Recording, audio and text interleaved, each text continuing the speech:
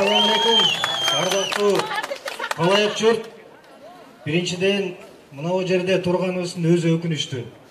Анткени өлкөдө акыйкатсыздык болуп турганда элдер аргасынан көчөгө чыгат экен.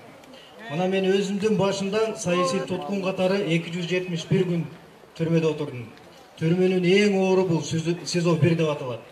Мына ошол жерде эл менен чогуу жашап, саясий туткун эмне экенин, түрмө эмне экенин өзүм башыман өткөрүп сезип келдим. Анан Мирлан иниме мен кантип келбей коем.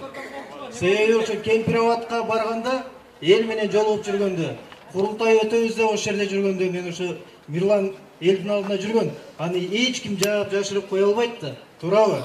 Ошо Мирлан элдин башында, сап башында туруп, Кемпироват, Орто Токой, Баткендеги суулар берилбесин, кыргыздын жери кыргызга калсын деп калган.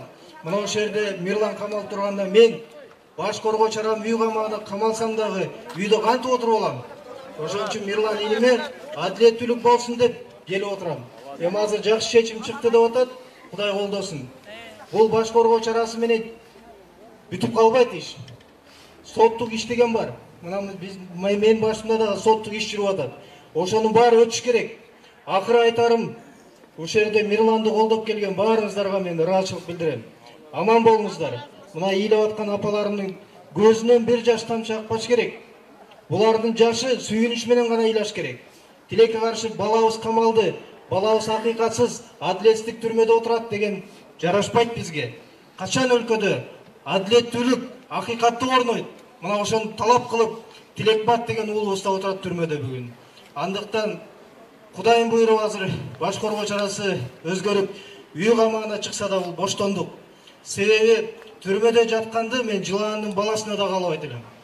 Жыландын баласы да жатпасын ошол жерге туугандар. Душман эмес, жыландын баласы жатпасын.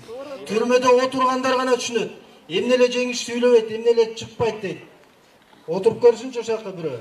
Эл менен чогуу көрсүнчү ошол жакты. Анан айтат. Ошон үчүн мен Мирландын түрмөдө отурушун каалабайм. Мирлан ким? Билимдүү, илимдүү, ыймандуу жигит. Мирлан Россия Федерациясында мигрант болуп жүргөндө канча деген журтташтарга жардам берип жүрдү. Анын эмгегин эч ким тана албайт, туурабы?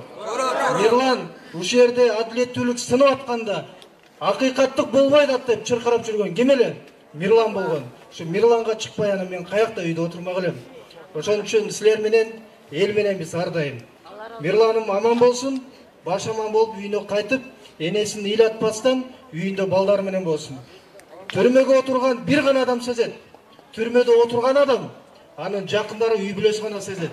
Калгандарыбыз кыйкырабыз, колдойбуз. Бирок отурган бала менен баланын ата-энеси, анын балдар гана сезет экен.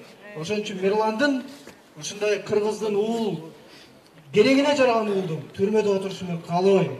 Мирланга боштондук буюрса чыксын, андан кийин акталып кетсин. Рахмат.